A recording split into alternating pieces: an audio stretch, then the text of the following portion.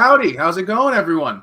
Yo. We're here with episode 202 of Plug Talk Sports. We don't have Daniel today. He's taking some well-deserved time off, but he'll be back very soon with us. And we have a fun rundown. I'm here with Jonka and Brandon. How's it going, y'all? Yo. Can't complain. Can't complain. That's good to hear. I'm not good to delay. We know you guys are having a good time. You're always having a good time. Let's get right into the AP Top 25. Came out. Miami's still chilling at 2. Ohio State's still at 1.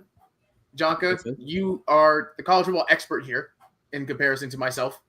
What do you think of the top 25? Do you like how it is? Indiana's at 3, if I remember correctly. I don't have it right in front of me, but yeah. Indiana's at 3. Texas A&M is at 4. Ole Miss at 5. Alabama at 6. Texas Tech at 7. Oregon falls down to 8. Georgia at 9. LSU at 10. Tennessee 11. Georgia Tech representing the ACC, baby, at 12. Notre Dame somehow at 13. Oklahoma at 14, losing to Texas. BYU at 15. Missouri at 16. Vanderbilt at 17. Virginia, another ACC team, shocking enough, at 18. USF at 19. USC at 20. Texas at 21. Memphis at 22. Utah 23. Cincinnati at 24. And then Nebraska at 25. Shout out Nebraska. Dylan Raiola. So my big question for you guys is Indiana is all the way up at 3. It has been a strong program built over there with a lot of heart and a lot of determination. Should they be number 3 in the country? It should definitely be number 3 in the country. We're talking about Coach Sick has turned the program entirely around. They have been this high rated since 1967, I believe. So when you look at a win against Oregon, at Aspen Stadium, it's definitely worth the push. Again, only 4 stops. I mean, this isn't like they've been pushed, way above. And, Alabama barely survived against Mizzou. And then Ole Miss barely even made it out at home fields against Washington State, which I thought was probably the biggest shock out of the entire SEC, outside of the Auburn-Georgia game, which I'm pretty sure we're going to discuss a little bit about. But Indiana, definitely deserving of that 6-0 record. The only team that can even challenge them at this point maybe might be Texas Tech or Texas A&M for that 3 spot. Because, again, Texas Tech, not a lot of, resume wins, but 6-0, and they've been really pushing it.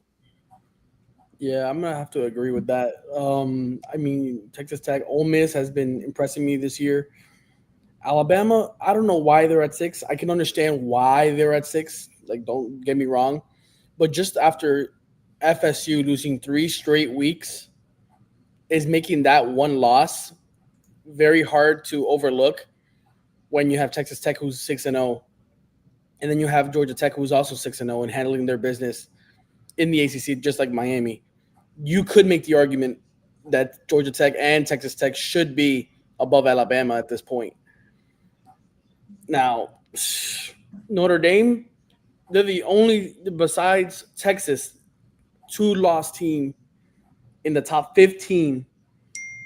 Like, come on, like, guys, are you really gonna tell me, bro, like, that Notre Dame right now, after them going through the hardest part of their schedule, not having the easiest road to 10-2, is a top 13 team in the country? No, I'm sorry, I don't believe it.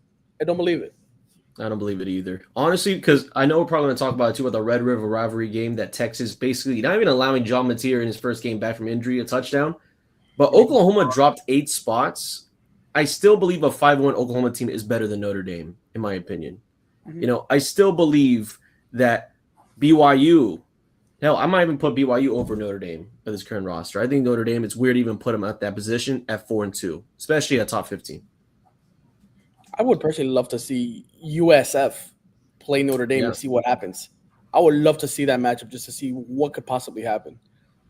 I mean, USC, we always know they choke at the end. But, they're having a good year this year so far. Virginia, shocking. They beat FSU. They've been winning. They beat Louisville, so understandably they're at 18. Man, there isn't really much to say, but just like Oregon, how do they lose that game, man? How do you lose that game? Yeah, but 8 spots, though. I get at home, but like this is 8's wild for a rivalry game. Like 8's a lot. yeah, but yeah, I just don't because again at 8 though they're better than Bama, they're better than Ole Miss. I mean, did they had Indiana where it's like okay, well the Hoosiers are real, but how real is Nate Moore and his Oregon team offensively? I mean, I think that's what a lot of people in the AP Associated Press and the voters are probably thinking about right now. That they thought this was a high token run and gun type of offense. They thought that Nate Moore was the Heisman candidate. A lot of people taking their steps back on that one though. I mean, also like I'm looking at their wins right here. They all win over Old Dominion, Kennesaw State, Indiana State. They blew out Illinois, who was ranked 9th at the time. Then they squeak a close one with Iowa 20-15. Then they beat Oregon at Oregon 30-20.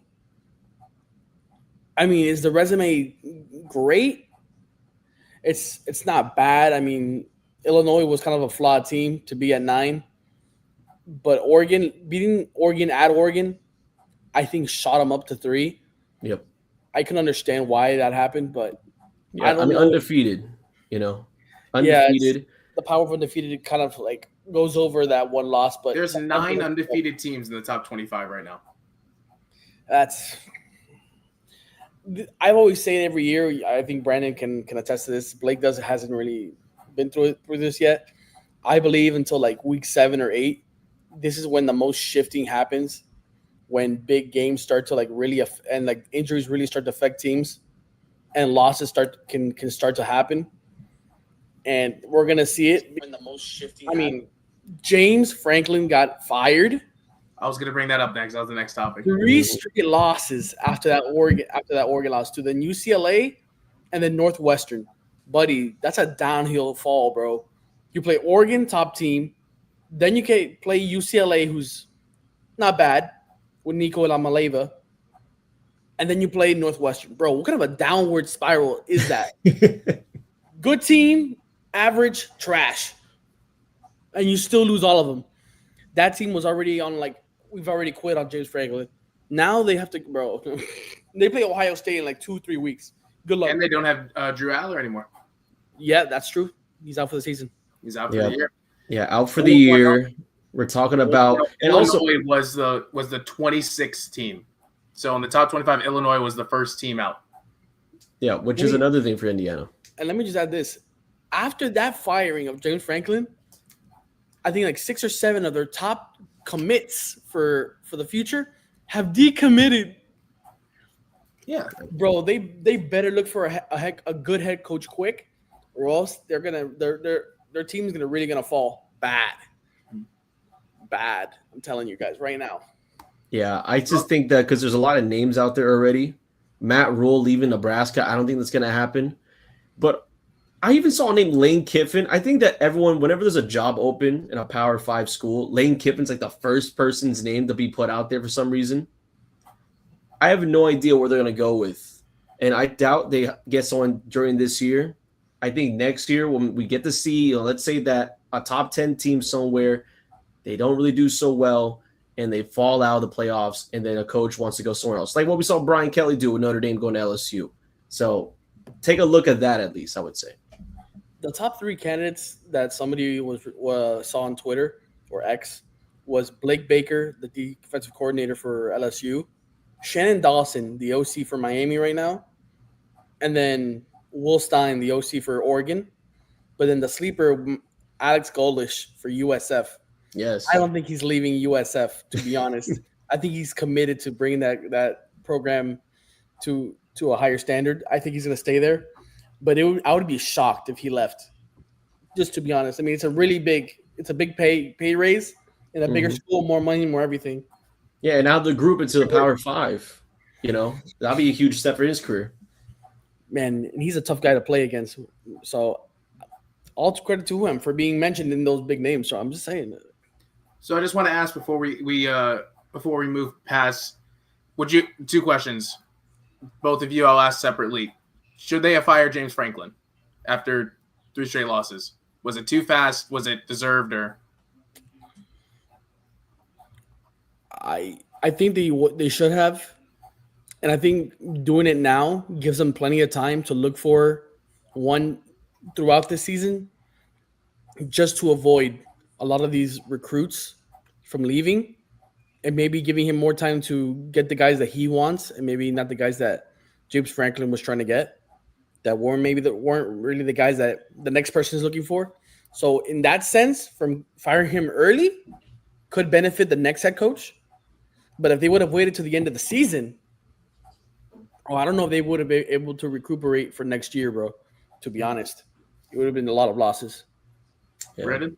I honestly truly believe that, and funny enough, because I do know someone at work that's a Penn State grad, talked about it. They got to find a reason to fire Franklin.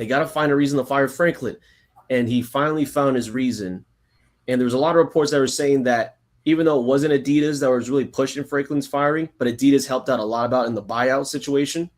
So it was bound to happen. I think that they were just looking for a reason to do it. I mean, 3 straight losses. I mean, that's easily one of the best things that could happen to any booster that's, salivating over a new change in leadership. But over 700% winning percentage, I believe, for Franklin, over a decade of recruiting and, of course, building a community over there in Happy Valley. But not a lot of wins, top 5 or top 10. I mean, Billy Napier has more top 5 wins than Franklin even has through 14, 12 years. It is sad. It's telling you something. If Sunbelt Billy is getting the job done in a short period of time, and I get it, Big Ten, it's hard to beat Michigan, it's hard to beat Ohio State, but when you're Penn State, you got to be involved in those conversations. So this was bound to happen. And before you say your next question, Blake, I don't know if maybe this addresses the question. I think Brandon might have a reaction here. I personally, just seeing how Florida has kind of turned it around, I personally would not let go of Billy. But I would look for a new offensive coordinator, because that offense is a little bit. It's a bit. You want to know a crazy thing about that though? Billy Napier is the offensive coordinator. Makes sense. Makes a lot of sense. He's a hell of a recruiter, though. I gotta give that credit to him. He just can't get out of his own way. That's off topic, but steal. Yeah, go Gators though. Go Gators though. No. So the next question was of it, and you guys, this could be a really quick one. Do you guys agree with the top 5? Ohio State at 1, Miami at 2, Indiana at 3, A&M 4, Ole Miss 5. So the only thing I would say, because again, I love Ole Miss. I love the program. I think Trinidad is definitely taking a wave over right now in the SEC. LSU is obviously one win that I think is sticking to itself now, knowing that the Tigers have kind of pushed themselves back into the limelight. But I just find it weird, man. I mean, I thought Georgia would slowly slip itself back into this top 5. I understand Oregon dropping 5 spots, but Georgia on the road in a big-time rivalry game, it's Auburn. And again, that's a game that we'll probably not have a lot of time to talk about, but that was not a fumble. And Kirby Smart did call timeout. Either way, I honestly think that the Bulldogs are a top 5 team right now in college football. To put them Texas A&M undefeated. It's just I don't know. I just don't like the Aggies 6-0. And who have they played? Right? Who have they played? Now, their upcoming schedule will tell us exactly who they are, though. They play against LSU and Mizzou, both of those being home games, and then later on, Texas in deep November. So that may show us a little bit something. But the Aggies right now, I think because the Associated Press loves a good difference margin between points, I think that's really what saved them right now. So besides Georgia not being in there, maybe they replaced themselves with the Aggies, but it's okay. I can't lie to you. It's okay. That's good to hear. I would have to say, I for the moment, yes, the top 5 is okay, but then to Brandon's point, we're gonna find out this weekend because Georgia plays Ole Miss, who's at 5 right now. Mm-hmm. So whoever wins this game will probably take over that 5 spot, and let's see how for real Ole Miss is. It's gonna be good. That's good to hear. We're gonna move on to the NFL. Good little college football segment. We'll move on to the NFL. A lot's happened in the league this week. Brian Branch started a fight after a game. with Juju just walking past the entire Chiefs team to go swing on him. The Giants destroyed the Eagles behind a massive Cam Scatterboo performance, and Jackson Dart looked awesome at the whole way. The Jets and Broncos had a stinker over in London that really that if I was a fan having to go watch that game and I haven't seen football, I'd never go watch another football game. We currently have 2 Monday Night Football games live as of right now. We're with a minute 50 left in the fourth quarter. The Falcons are up against the Bills by 7, and the Falcons have the ball, and the Bears in the third quarter are leading. But let's be real. We're 3 South Florida guys. You know, we're all Dolphins fans. And the Dolphins at home lose 29-27 to the LA Chargers. I don't know which one of you would like to go first. I'd love to hear one of you guys went to the game, right? I think both of us went to the game. And so you both went anything better. Yeah. You guys go ahead and start firing. Go ahead. I'll let Brandon go first. I know he has a lot to say. Yeah. So this one, honestly, though, because I took my mom to this game. You know, I got last second tickets. Okay, let's go. Let's see this team. I brought my mom. Had a great experience. She loved it. I had to apologize after the game, though, because I did not expect for her to witness that atrocity on defense. For the game itself, I think that when you look at the performances along the line, the offense has definitely picked itself up through past these 3 weeks. We're talking about a 3 or more touchdown type of offense per game. But I continue on of seeing that this defense has yet to really come up to make answers. The Dolphins with the lead basically throughout the entire first half. The first quarter was pretty damn decent. Besides Waddle basically juggling a pass, resulting in an interception on the first drive of the game, resulting in a series with the Chargers field goal. I thought it was really good. Great blocking for the O-line is one of the better O-line days for the Miami Dolphins. Devon Achane had a big run to open up really for the day. I think he had over 120, 110 rushing yards over 100 yards this season. So this has been one of his years, and unfortunately, we're wasting. He had 2 touchdowns throughout this game, but it took 10 to 5 minutes within a third quarter to get 10 unanswered points by the Chargers on the board. It was atrocious. The defense just not look good. The second interception by Tua Tagovailoa out of 3 in this game was really the one that cost them that of a few points. And the Dolphins, and this is where I push myself. For those who don't really know, I used to be a Tua hater. He kind of changed my mind the past few years. And quite frankly, I think one of the biggest things, because I know this will be a later on segment, but I feel like we got to talk about now when we're on the subject, the comments after the game, but I understand the comments. Imagine this. Imagine you're taking your team down the field, down 6 seconds remaining in the game. You know, everything's on the line. You need to win this game just to even make yourself, relax for 6 days out of the week. You get yourself a touchdown to Darren Waller, who somehow has been one of the biggest surprises in this entire offseason. I did not expect him to be, playing the way that he is playing. But yes, Darren Waller got the touchdown. 46 seconds. Clowning him on this podcast. Yeah. But 46 seconds, and the Dolphins defense for the second week in a row have a chance to win the game for Miami. Special team gives up 40 yards on the kick return. And Jalen Phillips, Zach Sealer, 2 times to sack Justin Herbert. I mean, we're talking about over 250-pound men wrapped around this kid's hips and cannot get him down. Either he rolls out to his left. Even the one that really pissed me off the most, though, because I saw live behind, because I was at the end zone behind Justin Herbert when he made that infamous 41-yard throw. We're talking about this guy stood still and Sealer got him like a firehouse and looped around him off a pole. Like he just slung himself like a slingshot off of Herbert. And Herbert said, "Oh, I got to go." And he goes over, just tosses it away, hoping that the guy gets a contested catch.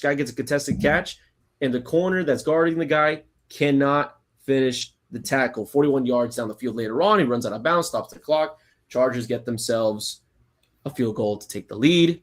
Dolphins with 5 seconds. It didn't matter if Tua threw an interception, a 95-yard catch, a 200 whatever. There's no way you're winning the game with 5 seconds like that. There's no Miami miracles this time. Kenyon Drake is not going to come out the tunnel.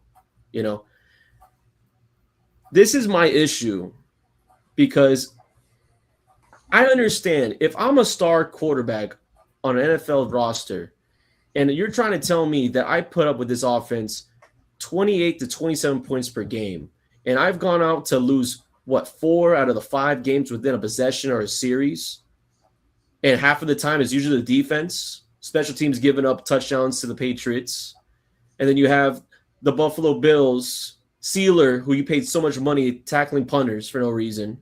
And in this case, guys can't make tackles, guys can't make sacks twice.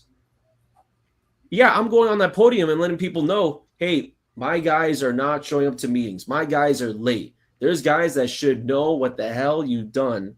Because like Devon Achane said after immediate availability, for the offensive side of the ball, what else can they do? I mean, that was a game-winning drive with seconds. So I understand the comments for Tua Tagovailoa, and a sense of the whole game itself. Justin Herbert, of course, had a good game. I feel like that he was more collective, especially with the O-line missing for the Chargers. My goodness, they had their whole sheet down of the O-line, secondary, backup, second-string guys right there.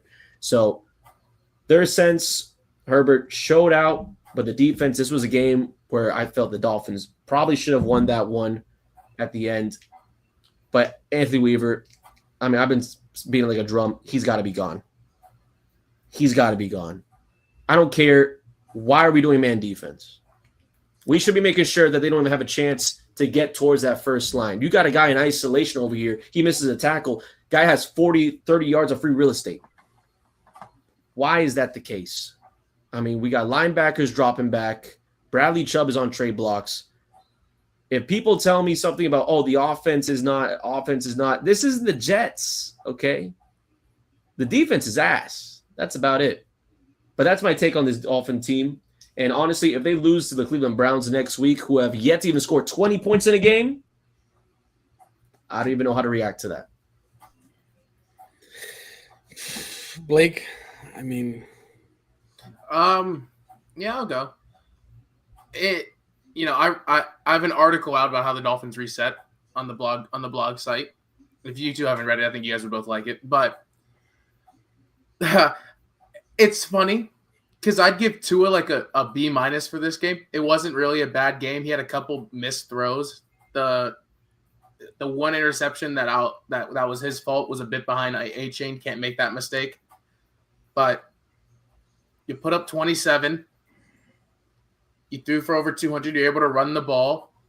What scares me is we said this the moment Tyreek went out. We all agreed here. The Dolphins' offense is going to be better just because they aren't going to sit in shell coverage all game. They were going to be better. They were going to look better, at least in the passing game.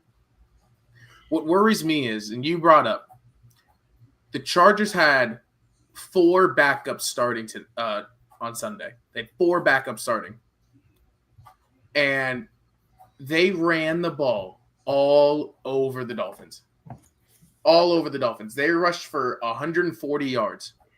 And I feel like that number doesn't justify how easy it was for them to run the ball, which was a massive issue. And then my biggest issue is, how many sacks did the Dolphins have on Sunday? Do you know? 0. Probably less than 3. They had 1 sack. Mm-hmm. You have Jalen Phillips, Chop Robinson, Bradley Chubb, Matthew Judon, Zach Sealer, Kenneth Grant, Jordan Phillips. That's your front. And you got 1 sack against 4 backups. Yeah, people need to go. I wrote in the article who I think should go, right? Phillips needs to go. I'm almost at the point where I'm ready to say he's terrible. Yeah.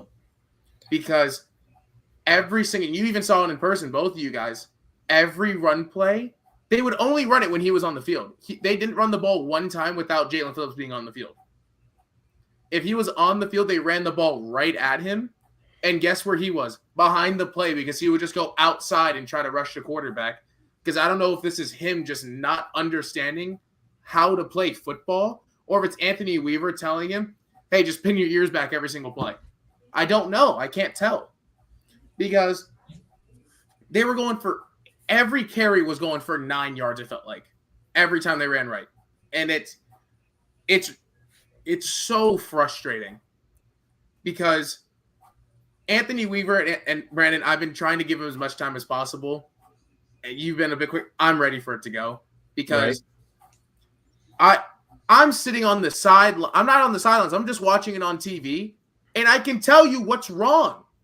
I'm not in those meetings. I don't have millions upon millions of dollars there helping me, and I can tell you, well, if you're playing your edges as a 7 tech, and then your linebackers, neither of them are. You're only putting one in the box at a time. The other one's going to go outside. Yeah, they're going to be able to run the ball all over you, and you're not trying to fix it by putting another linebacker inside. Yeah, you're going to struggle with the run game, and you're not fixing it at all. I thought one big thing was Terrell Dodson was out. Where the hell was Willie Gay? Yeah. Well, he's dealing with all the injuries in his own part. He wasn't on the inactives list, though. Yeah, but day to day, from what I've heard. I have this rule in football, and I'm not going to lie, Shannon Sharp taught me this rule. If you're not on the inactive list and you're putting it on tape, that's who you are. Now, we got tricked because Baker, he was actually injured, played, and then now we know what Baker is. Baker probably is a top 5 quarterback in the NFL. But if you're putting it on tape, that's what you are.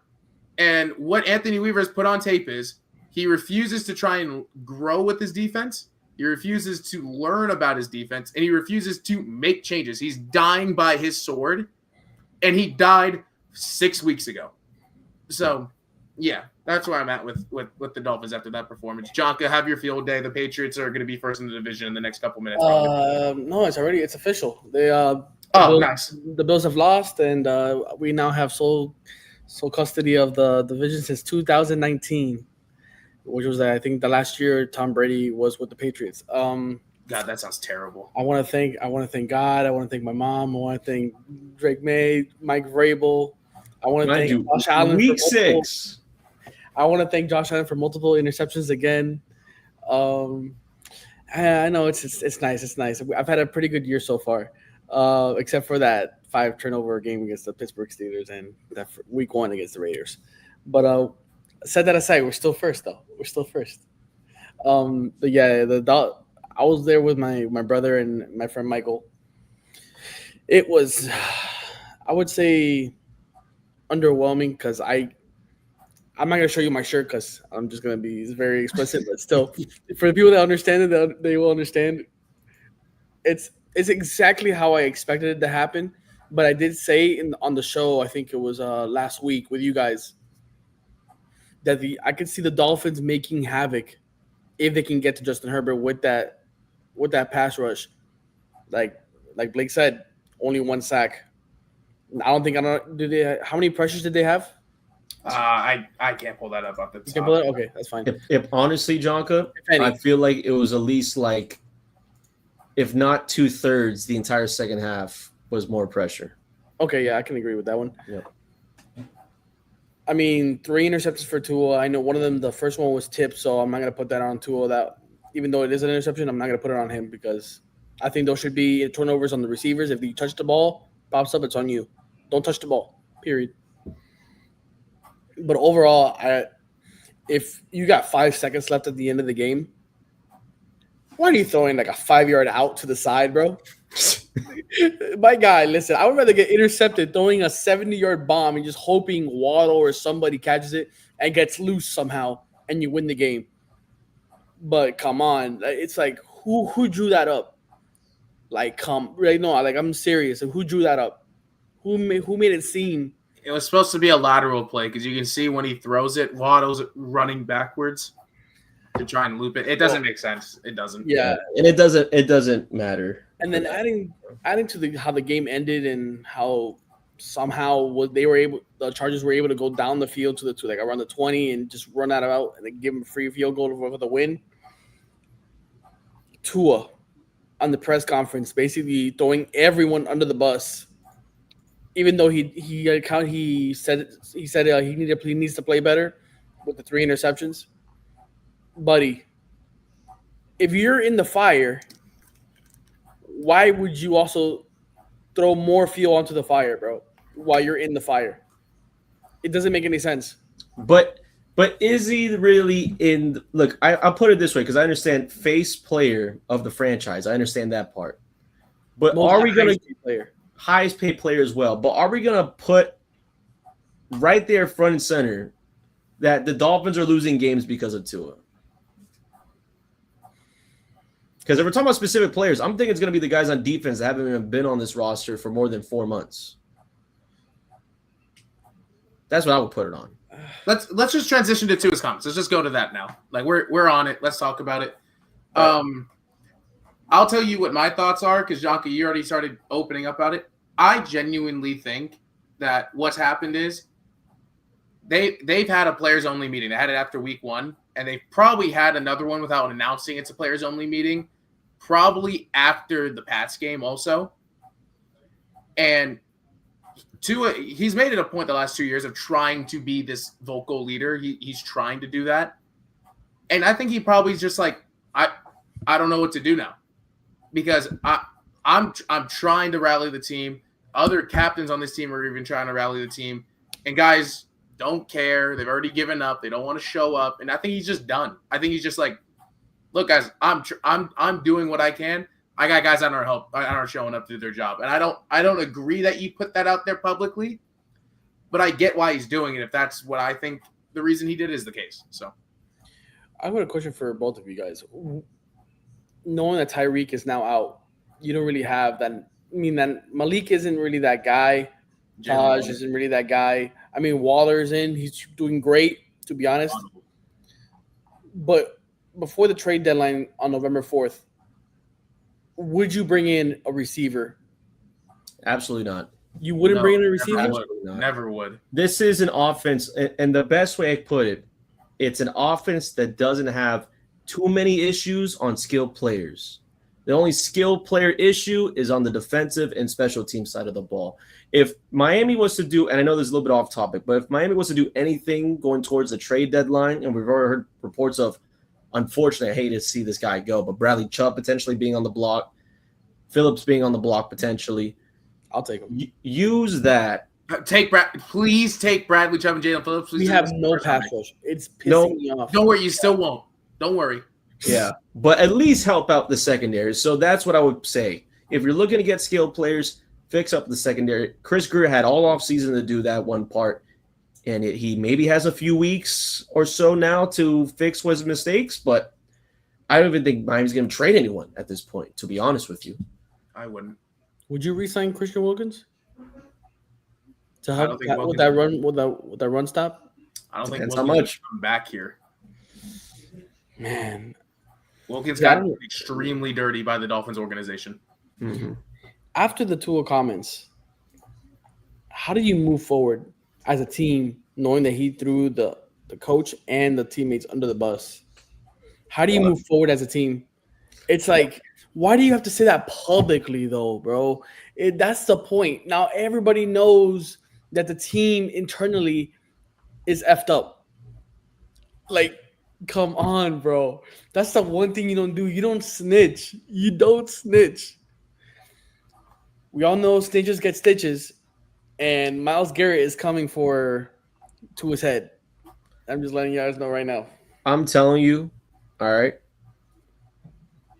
I already went off about it with the whole hypothetical. If I'm in his shoes, I am going out to the team. Now I'm gonna talk about the side where it's like the players' reaction to it. You know, Andrew Meyer, the starting center for the Miami Dolphins, he was basically saying, things in the team should stay within the team. And then Sealer was talking about, well, I understand it, this and that. He has the right to say it, blah, blah, blah, whatever, and that, it is true that they have their own right to try to fix what's going on. So I don't feel like the whole locker room and guys, and again, this is just based off of Sealer and what, Andrew said. I don't feel like the whole locker room is like, what's Tua doing? What is Tua doing? What is Tua doing? But it tells you two sides of things. It's like the defense understands that, yeah, we're kind of messing up. The offensive side where, Brewer, who's the starting center, he's probably thinking like, well, we did everything we can, Tua. We're with you on the field. We're one of the many 11 guys offensively for this Dolphins team trying to push this team to win games. So I think it's just the two ideas of the locker room where the offensive side of the ball is like, man, so why would Tua say that? To the defensive side, it's like acknowledging like, yeah, we suck right now. And it's because of the defense. That's what I would see, those two comments about Tua's comment. Real quick, I just want to say I got the stat up about the pressures. The Dolphins had 40 pass rush attempts through the entire game. They finished the game with 6 quarterback pressures. If you exclude the last 2 plays of the game where they got pressured both times because it was a pin your ears back play, that is 38 attempts they had at the quarterback and got 4 QB pressures. So playing back the majority of the game. Damn. Yeah. But yeah, don't get me wrong. I mean, I've been in locker rooms. I'm sure you guys have been in locker rooms. When the person that you know is the vocal point of your team comes out and basically just goes, "Yeah, we suck," and there are people that are making it so without saying names. It does one of two things. It either rallies the troops, or it breaks the team in half. It's either or. There's no maybe they'll start fighting. It's either we're now done for the year or they're going to start coming together. Do you guys mind if I move on now to the next topic? No, of course. A winning team will be nice to talk about. Oh, heck yeah, it is because no, don't worry. We're not talking about the Patriots. We're talking about another team that starts with a P, though. The Florida Panthers, 3-0, 3-0 to start the year. And I'm the one with the hockey podcast. One Timers comes out Sunday nights at 8:30. Come in, watch that. We had a lot of fun last night doing it. I'd love to hear what you guys have to think because I said it on my podcast. I was in shock at how we performed to start this year with positives and negatives. There's things I expected and things I haven't expected. So I'd love to hear, Jonka, you were talking on my podcast in the comments. So I'd love to hear what you have to say. For people to know, like I'm going to represent the Panthers, but I'm not the most knowledgeable hockey person. But I'm giving my best shot.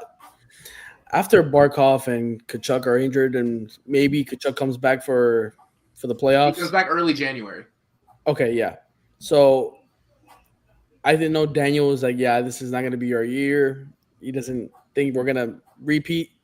I said I think we're going to repeat because now everybody has the experience. We got that chip on our shoulder. Sure, Barkov is not going to be playing, but it's not like he's not going to be there in person to help his team in tough situations. Like, hey, you did this wrong. Here, fix this in the moments.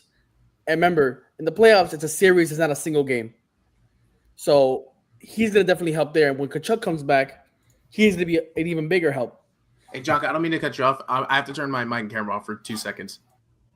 Okay, do you think? Okay, so yeah, I just don't think people are making these injuries a bigger thing than it has to be. I think we're the best team in the NHL. Most complete team. You cannot tell me otherwise. We have the most aura, most energy. Like you cannot tell me otherwise. Like even the Predators aren't even the real Predators, bro. It's the Panthers. So. Period. End of story. We're going to be 3-time champions in a row, consecutive. We're going to add another ring to that finger, bro. And we're going to have that ring. That third ring is going to be bigger than the first 2. Oh, yeah. We're going to be celebrating. We're going to have the annual parade. We're just going to keep it going throughout the decade. But I do like this Panthers team, 3-0 homestand to open up the year. Nothing wrong with that. Defensively, though, I don't like the idea that to open up the season – we have a close one against the Blackhawks. That's a team that we should be blowing out. You know what I mean? No doubt about that. Bob does look good, though. I do like what I'm seeing from Bobrovsky, especially in Game 3 when against the Senators. And, again, another team that should be a win every single time against Ottawa. I mean, Bob's been doing good. And, unfortunately, the Panthers did lose today 5-2 against Philadelphia Flyers. But I think Teratov or whatever his name is, the backup goaltender, was in goal for the first time this year. So – on that part, I'm going to put more on the goaltender, giving up 3 goals in a third period. But Sam Bennett looks good. I don't know what it is because Lundell had the goal, I believe, Saturday. I like that Lundell's getting more scrappy near the net. I like the fact that we have our guys in like the second, third line really getting more involved, especially with Barkov, not really, moving around as the forward that he is, getting assists here and there, or Kachuk being more of a physicality. I like where I'm seeing Marchand, and I don't know if you guys saw the goal, Marchand isolation goal to open up that Game 3 of this season. Man, it looked like Game 5 against the Oilers. Like Marchand looks in peak formation already early on in the year. Defensively, Ekblad, I'm more surprised about him. I like him starting well. I do want to see more out of Evan Rodriguez, though. I want to see more Evan Rodriguez. I feel like he can really push himself in that next role, especially with guys missing out. But I do like this Panthers team, 3-1 to go throughout the first 4 games of the year. And the East Coast, obviously, a lot of names you got to look after. I mean, you never know what the Rangers could do. Red Wings have gone on 2 straight wins. And, the Hurricanes, everyone talked about the Hurricanes this year for some reason. I don't think a hoe is going to do anything about it. No pun intended. But I really do believe in this Panthers 3-peat. And again, you never know. Maybe Kachuk comes in time, but I'm liking what I'm seeing.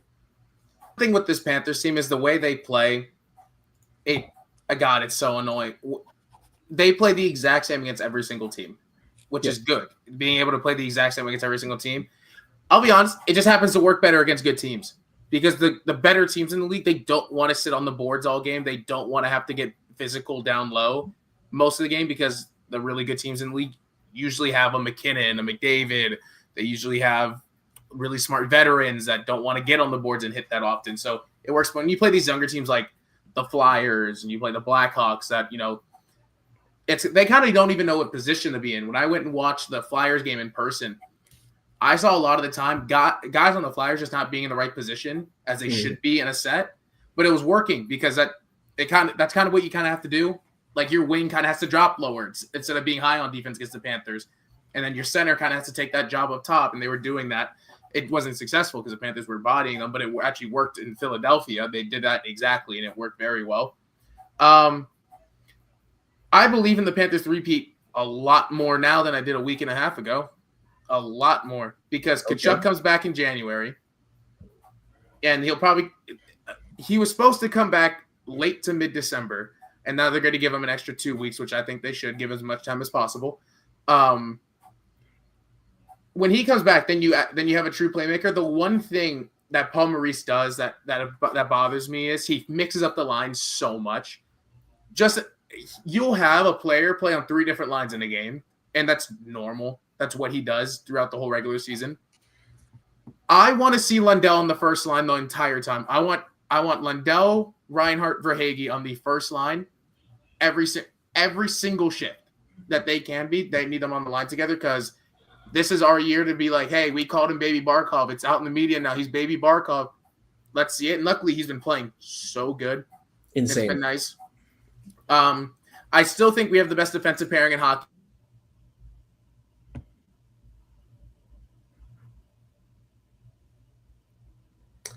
Blake, you might have froze on us. He's a great athlete. Are you guys with me? Yep. Still with you now. You just got back. Sorry. Yep. Sorry. We have the best defensive pairing in hockey in Forsling and Ekblad. Ekblad, I have been extremely happy with.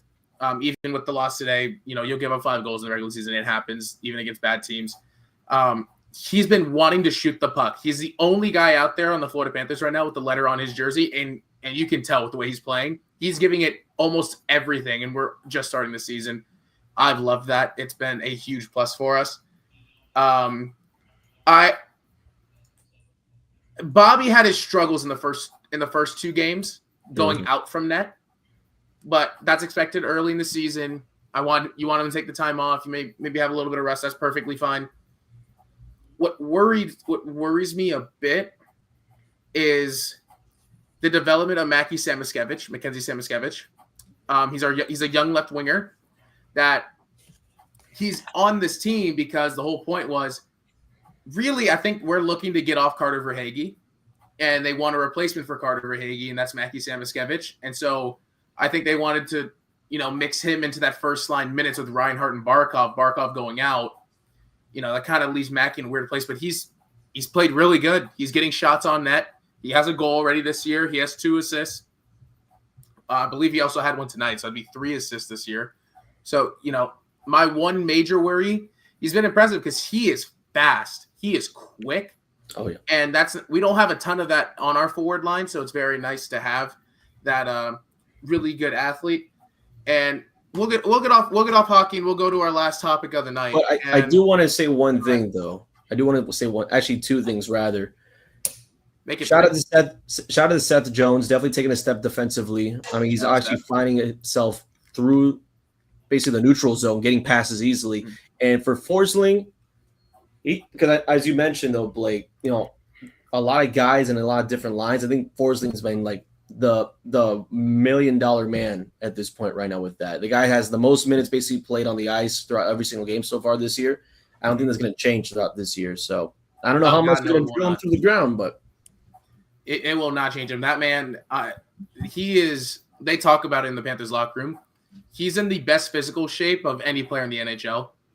This guy, he looks like he's a bodybuilder with how low body fat percentage he is and how much he moves around. He's awesome. So, was that it? Was something else? That's all I really wanted to push for. Also, go Panthers, of course. Go Panthers. Go Panthers. Yeah. So this I'm going to push to you guys more because I'll be honest, I'm not tapped into the WNBA. I'm not. I know Asia Wilson is in a relationship with Bam Adebayo. That's really all I know. But the Las Vegas Aces win another championship. Asia Wilson gets Finals MVP. She's the best player in the league. I know that for a fact. Mm-hmm. And it looks like they're gonna try and continue this dominance. It feels like though to someone that's outside that hasn't really been tapped in, the WNBA feels a lot like where the NBA was in the 70s because it's a small league. Yeah. The moment you get 3 draft picks right, you can run the league for 5, 6, 7 years now. Facts. Is that kind of what the WNBA is to someone that doesn't know? Is that a good way to describe it? I would definitely put it in that sense. I think the WNBA has a lifespan of every 5 to 8 years. When you look at, Maya Moore, or if you have other things, Sabrina Newscape, who just, won a championship with the New York Liberty last year. There's always going to be a draft class that has a star player. But I think in the WNBA, there's never is a draft class that has multiple star players like we saw recently 2 years ago with Caitlin Clark and Angel Reason. And recently, and Brick as well. I think when it comes down to the WNBA and where it is right now with the NBA's affiliation with it, where you're donating this money into it, I think it's on the rise. I think a little bit it's on the rise. Unfortunately, this final was a little bit less than ratings-wise. The Aces obviously were going to win this one through a sweep. Nothing against Phoenix Mercury, but the Phoenix Mercury, they probably should have never, ever have gotten out of their conference final, though. I mean, again, this should have been a matchup where we should have had the Lynx going against the Aces. That would have been a more primetime team. That would have been more of a game that I think would have been up to date, in my opinion.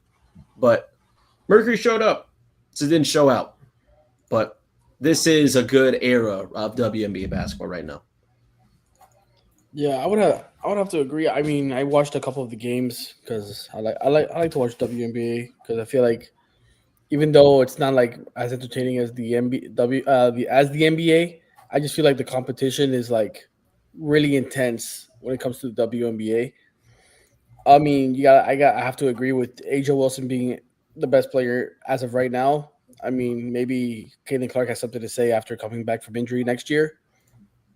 But overall, I mean, Asia Wilson hitting that game 3 game winner, and obviously DeWanna Bonner from the Mercury missing the shot right after, and it kind of increased the drama with Chelsea Gray and Alyssa Thomas. Bro, it was just crazy. I just think the Aces, they won this matchup because the Mercury were trying to play their game.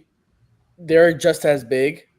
And I think Freddie Phoenix Mercury has one of the biggest players so far in the league was 6'7". I think it's Kalani Brown.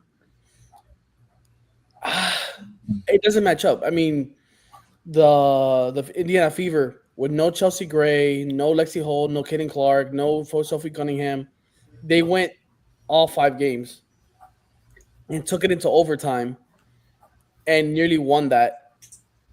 I personally think that the Aces struggle against teams with a lot of guards because they're just so big they can't really catch up. They're not that physically talented to not a fast team. Yeah, they're not really that fast. So I think that's why they struggled and went that far into the series. I think I would have liked it. I think the league what they should do because this series kind of went under the radar a little bit. Because even though Asia Wilson is the star of the show for the league, I think what they should do is just make the playoffs just the top teams in the league, and then just mix it. It doesn't matter what side you're on in the conference. It should just mix it all at once, just to see who the actual like top teams are, not from like side to side. I don't know if you guys understand what I'm trying to say.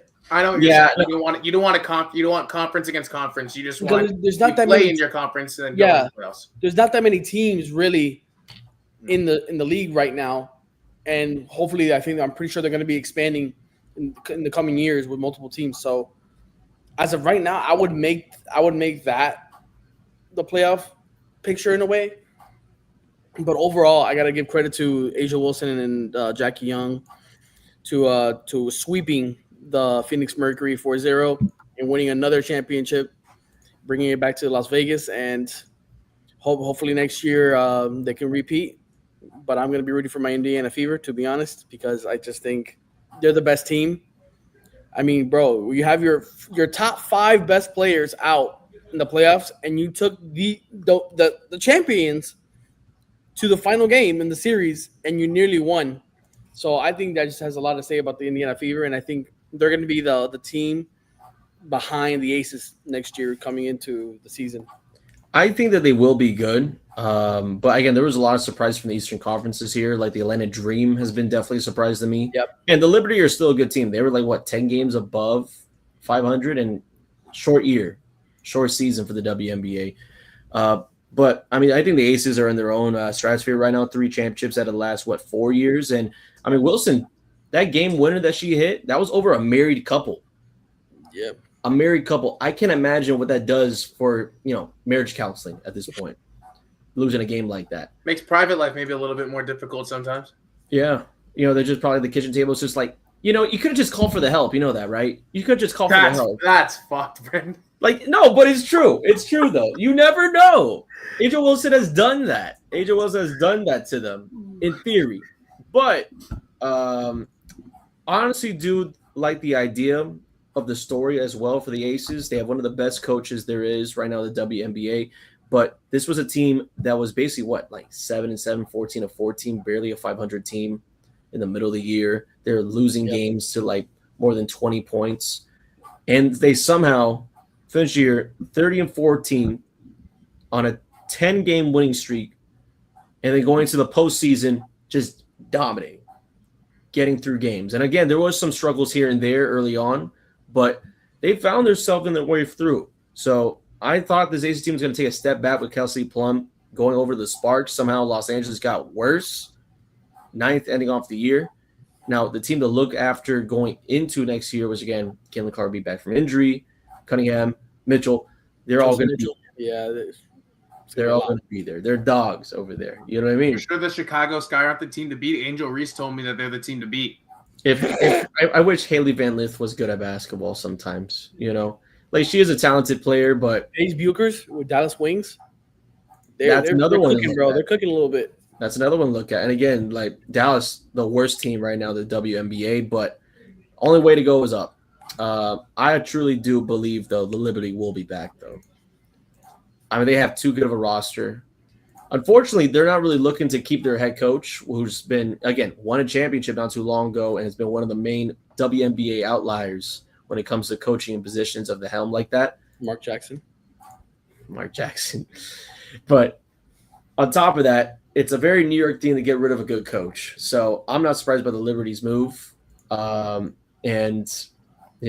Adam Silver, hopefully he keeps his money with close to the WNBA. But I would say expand the damn season. I want to see more games. Yes, please, bro. 40 games is nothing, man.